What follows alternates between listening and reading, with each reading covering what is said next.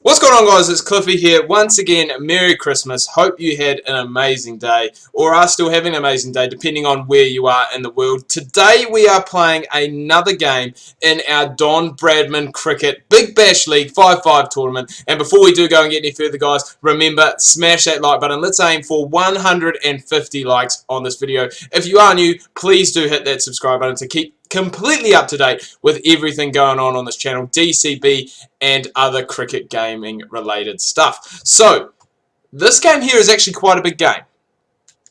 I need to change the field because we have a crappy field to Bobby Quiney here. But this game is quite significant, and the reason it is quite significant is because after today there will only be one unbeaten team left in this Big Bash League. 1 versus 2 today, with the Stars first due to their superior net run rate. We are in second. Both teams have not lost a game, so we will be looking to carry on our good form that we've had in this tournament so far. And I don't know why. I swear I had Stonus on a defensive field as well. But basically, we need a big game here. We need to get things sorted, and that's exactly what we want. Stonus is a danger man. He is now back in the heart. Malenko with that. It wasn't even that great of a ball. I just don't know what Stonus was thinking. He basically just missed it. In comes overseas player, obviously.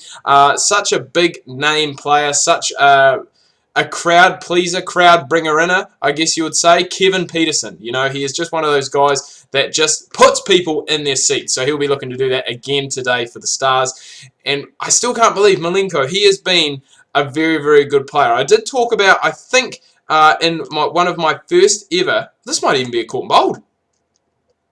Oh, I think it is. I think that's my first, no, it's not my first caught and bowled of DCB 17. It was a bump ball. But I did say, I think in one of my first episodes, I don't even think it was this Big Bash tournament. I think it was just a game with the Hurricanes that I played. And I did say that I've got a tournament coming up starting in January, which is basically like a Big Bash draft kind of tournament. And I've got Malenko on my team, and he was a guy who I probably wasn't going to use, but with how he has performed in this game so far, I'm really happy with him, and I really think that there might be a spot for him. I need to try and find a spot somewhere for him in the team. Peterson with a big 6 off that last ball as well, if you guys didn't see it. That has gone and taken the score in the first over for 1-1. For 1. It is 1 for 1.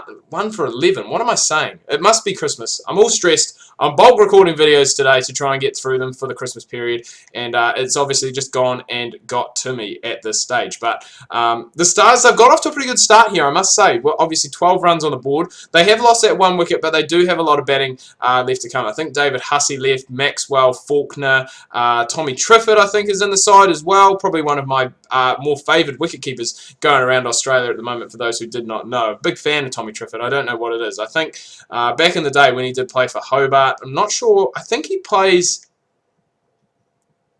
I'm trying to think. I think he plays. He played for. I think he played for the Scorchers last year.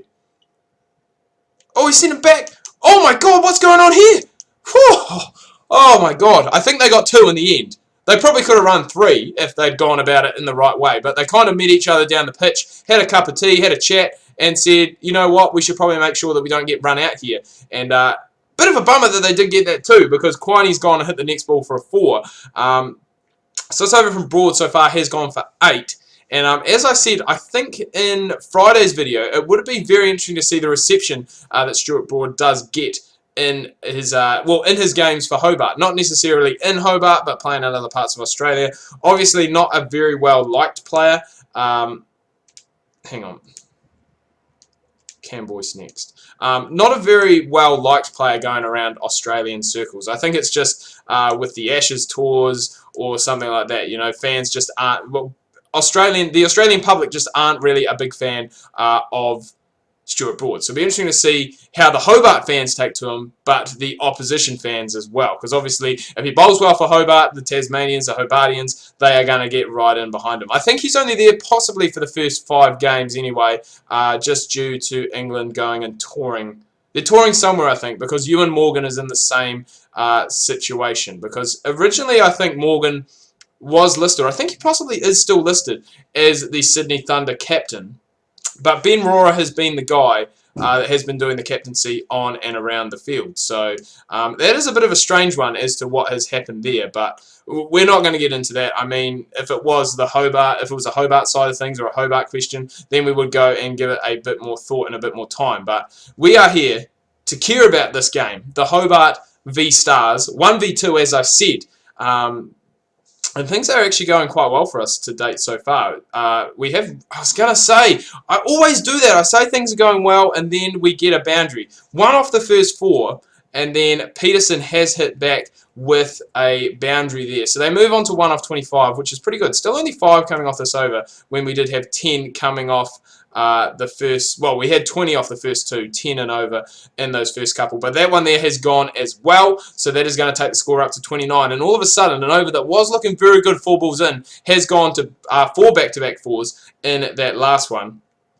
And that has just gone and made it tricky. It's put a lot of pressure on Cam Boyce as well. Boyce is one of those guys, for me, or I think just spinners in this game in general, either go really, really good for me, or they just get absolutely taken to. And it seems to be today that they are going to go and get taken to because we're going for a 4 first ball. There we go. Keep it down. Keep it to the 1. They might even come back for 2 there. They are going to come back for 2. But it's not a boundary, so it is a bit of a win for us there. But it really is, I must say, in these 5 over games, which is something that I've been doing a lot of. And I think 5 overs is really good because it's, it's just long enough that you can go and show the whole game, without being too long, requiring too much editing. As we know, I don't do any editing at the moment. But it just seems to make it, long enough and you get enough action in there, compared to something slightly different. How's that? If that has hit the pad, surely that's gone. Must have hit the bat because no one is confident whatsoever. This has been a good comeback, I must say, from Cam Boyce. He did go for 6 off his first 2. And again, there we go. I've put the mockers on him. I've honestly put the mockers on him, saying things were going well. Gone for 6 off the first 2, followed it up with 2 dot balls. And now, I mean, look at it. Now, the Stars are on 39. Going to pitch this one out really wide. Oh, and that didn't work either. My God, we're going to be chasing over 50 here. 43 after 4 overs. 1 over left to go, and it is the wild thing who is going to be bowling it, Sean Tate. So hopefully he can either go really good or he's going to go really bad. I mean, I think Tate is one of those bowlers that, just in any cricket whatsoever. I think he's actually knocked the stumps out there. That's taken the inside edge onto the stumps. That's why we've got the slow-mo. But Peterson's heading back to the hut. He just could not keep up with that quicker ball from Tate. We'll have a look. I believe there actually was an inside edge because the keeper, Timmy Payne, was gone. Absolutely gone. And that has gone and taken middle stump out of the ground. So that's a perfect start. Couldn't ask for much better than that. But the big show coming in now, what's he going to do in this situation? This situation is set for him. 5 balls left. And he does get down there, boy. I was going to say, don't catch it, but just stop it. He's going to get one first up that is a bit, well, he just couldn't put it away. But this situation, as I said, this is custom made for Glenn Maxwell, the big show. 5 balls left in innings. And you've basically, you've got a decent enough score on the board at the moment. You've basically given him a license to come out and just say, you know what, Glenn, just get us as many as you can in these last 5. And he hasn't really done that to date so far. He's gone for 2 dots. So I'm guessing that, as I said, this is strange. Very, very strange for Maxwell. But things haven't gone well for us in the back half. Oh, are you kidding?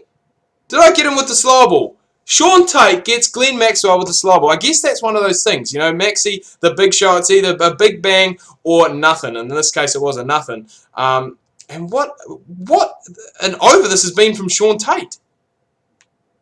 Still, I was going to say, there's still 2 balls left. Even if we go for 2 fours here, I'm not going to be too concerned with that because that's, as I said, in the last over, that is really good to pick up 2 wickets in those first 4 balls. And hopefully, as I said, if we can go and try and dot this one up or wicket it up, that is perfect. That is almost the perfect last over you could ask for from Tate. I think they got the bat on 2 out of the 6, sorry. One of them straight through, Maxwell back to the hut. Peterson got an inside edge, which went and cannoned out middle stump. So very good over from Tatey to finish things up. And we will be chasing.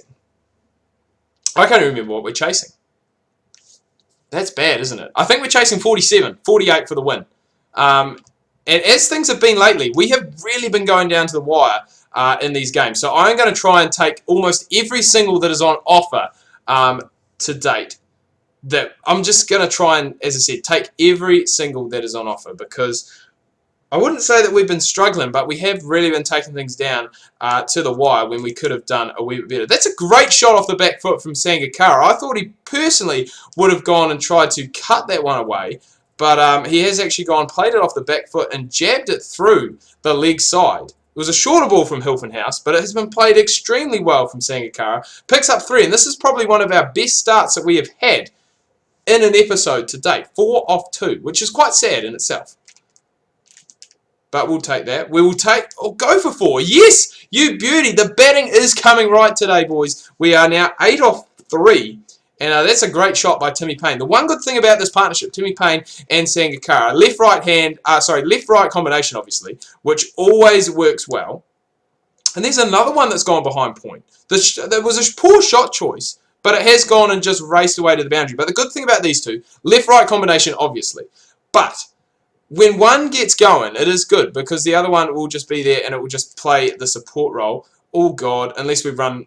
I was going to say, unless we run someone out, it was potentially going to go for a second run there, but decided against it. And Sangakkara has only faced 1 ball, but he's got those 3 runs. It was that short ball that I did try and hook away, pull away, and it did actually work out quite well. We're going to spank this one through the covers with Sangakkara. No timing whatsoever, but we will come back. Actually, we might come back for 3. That's great running. That's a great first over. 16 coming off it. That's exactly the start that we've wanted. We've been playing catch-up cricket in these 5-5 games that we've played so far. We just leave a little bit too much to do at the back end of the innings. We have seen a change in the field, but I don't know really what they've gone with. You would expect the field that they have now, that they would be going short or back of a length, because they have men... basically, where the fielders are is behind the wicket. So you would expect, as I said, the balls to be short. They've been pitched up and we have just been taking full advantage of it, but basically just playing through the covers. Now we have seen a change in the field. So finally a man has gone back at long off. Sangakkara moves to 10 off 3. Timmy Payne... Oh, there's a fielder there. Shit. Oh, it doesn't matter. It's gone for 6. So I was going to say, Timmy Payne 10 off 4. We thought he was doing well. Sangakkara 10 off 3. That is going to be 16 off 4 now after he's gone and played that short ball away. 22 off 22. So we are already down to a runner ball needed.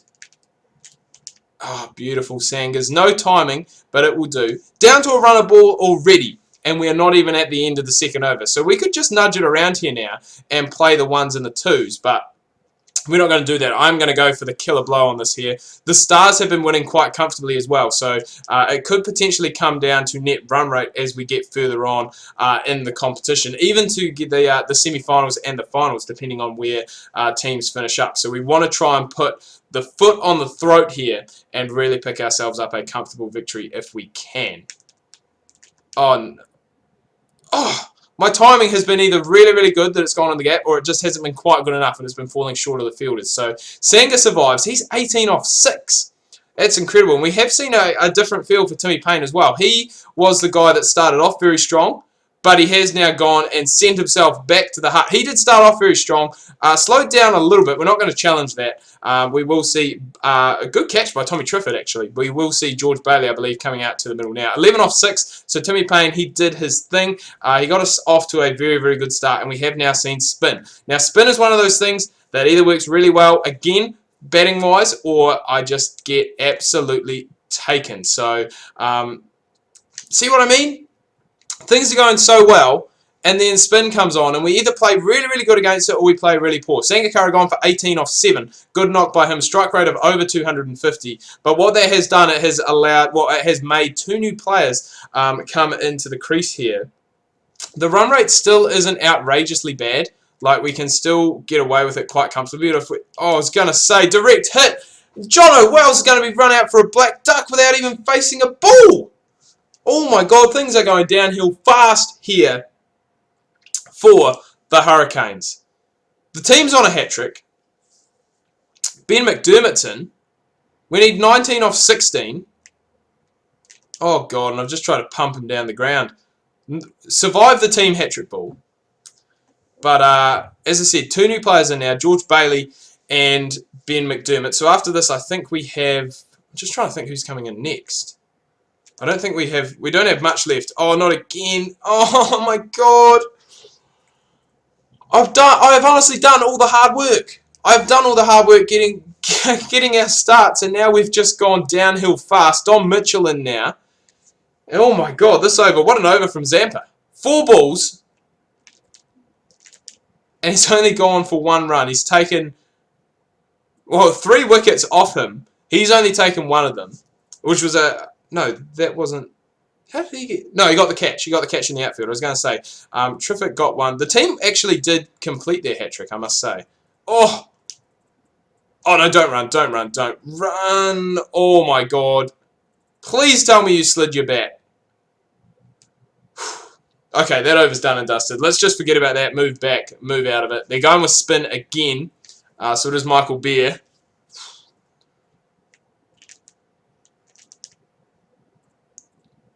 I can't believe we've had so many run-outs.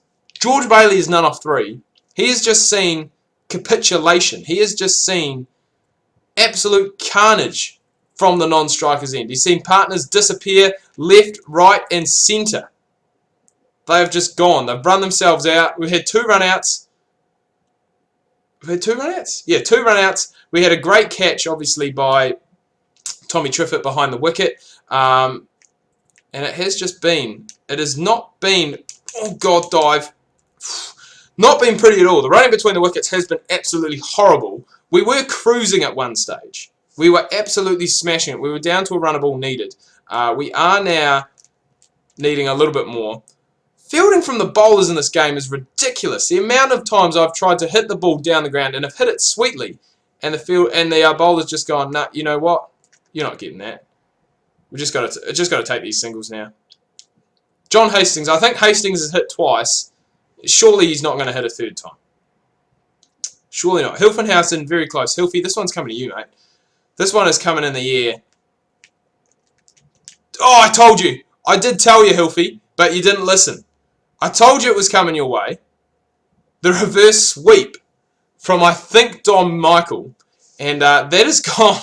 We still need 11 off the last over, I believe. 11 to win. Jimmy Faulkner coming in. And we've got the same field. Long on. No, long off, sorry. Which is basically our hitting zone. Short ball that we look to try and swat away. We should have tried to get underneath that one and play it over the top rather than through the field. We've got another change here. So we've got a square gully back. All men behind the wicket. So I'm anticipating... I knew it as well. I knew the short ball was coming and I've just tried to drive that through the covers. 10 off 4. These games lately have been going down to the frickin' wire, boys. 10 off 4. That one's in the gap. It's only going to be for 1, though. 9 off 3. We need a boundary. And hopefully my maths is a bit more up to date today as well, because I think in last episode I was counting and I thought I needed 4 to go to the super over, whereas I actually needed 4 off the last ball to win. And Bailey. That was I thought it was a good shot. It was short. It was looked to be.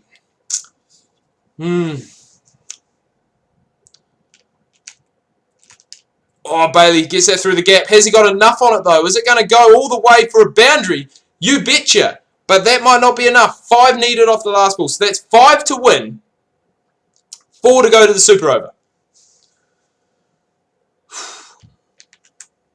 Oh, and there's just no timing on it. I played it way too early. Oh, there is going to be the first loss of the season for the Hurricanes. The Stars stay unbeaten. The only unbeaten team after 4 games, 4 rounds. And what a game. Again, this one going down to the absolute wire. Quiney, man of the match. You don't see that very often. I don't know. I think he still plays for the Stars, but doesn't get a game just because of the other opening batsmen that they have in that side. But he got 28 not out. Sean Tate, obviously very good. 2 for 4. Did well in that last over. It was looking like we were going to be chasing a lot more than 50. But at the end of the day, the Hurricanes pick up their first loss of this 5-5 Big Bash League. So we'll be looking to regroup next week. We do still have, I think there's still, 3 games left to go. So there's still plenty of time. I think we've got the Heat. We played the Scorchers. I think we got one of the Sydney teams. and possibly the Renegades I don't think we've played, but we'll find that out in the coming days. I'm going to wrap things up here, guys. Do hope you've enjoyed this video. Until next time, this is Cliffy, your King of Career Mode, signing out.